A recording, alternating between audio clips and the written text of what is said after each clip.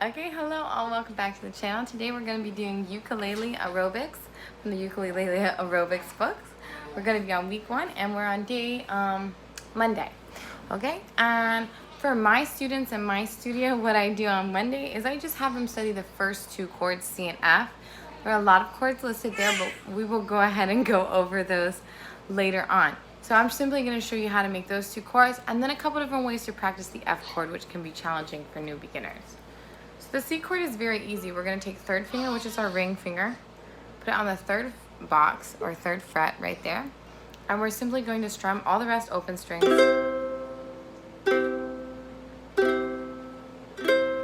You want to hear that top one by itself? I just sometimes will pluck that one.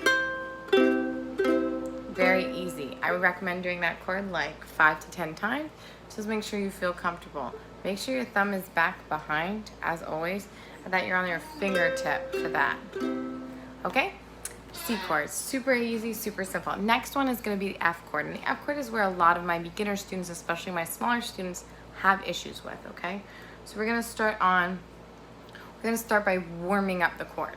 So we're going to put our first finger on our E string, bless you. Bless you. We're gonna put our first finger on our E string, and I want you to pluck that 5 times. It should sound like that. That note name is F. 1, 2, 3, 4, 5. Let your finger rest, okay? You probably will have a pretty distinct line mark.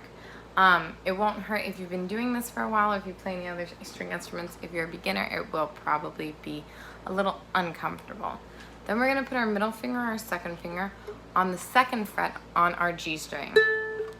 This is going to make an A, exactly like our open A, okay?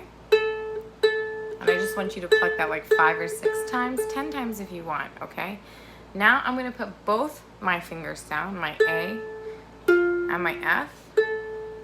I'm just going to make sure those are in tune for my chord. Then maybe I shake it out for about 10 seconds. You can pause the video, fix your finger pads. Okay, then I'm going to get that C and that F again, or A and F, and then I'm just going to do my open C string and my open A string. And there's my F chord. Probably just going to strum it like 5 to 10 times. Once again, if you lose it, or if at any time you get something that sounds like with a little sound in between, make sure that your fingers stood tall. Make sure you're on the right fret.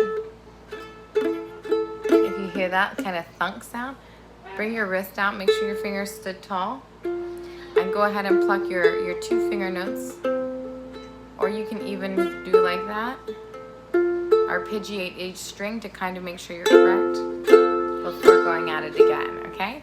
And that's C, and then your F. And that's it, guys. So thanks so much. I hope that helps you practice them a little bit more. And as always, happy practicing.